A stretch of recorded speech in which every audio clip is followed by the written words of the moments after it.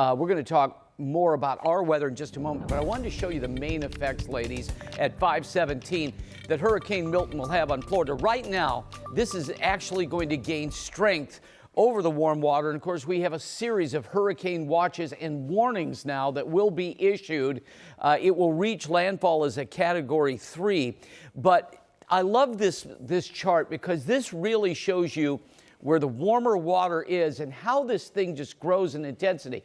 We think it's going to be a Category 5 at about 2 o'clock this afternoon, and then a 4 until 2 p.m. Wednesday. Then it starts to encounter two things. One, cooler water along the Gulf Coast of Florida, and then wind shear, which kind of cuts the tops off of these things a bit. That's why this will be a 3 at 2 o'clock in the morning on Thursday. Then, unfortunately, and I know a lot of you have friends and family in Orlando or Central Florida.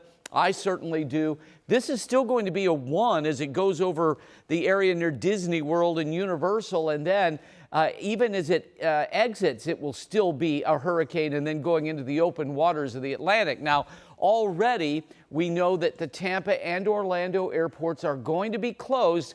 And at Indianapolis International, those flights have already been canceled, including flights to Fort Myers. So that's going to be an ongoing issue. For us, it's cool out there. I mean, like real cool, in the 40s over most of the area.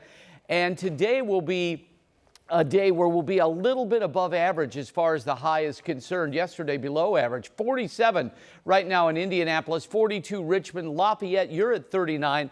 And Bloomington's at 44 this morning. It's cool just about everywhere, even though our temperature's cooler than Chicago, which is at 50 this morning.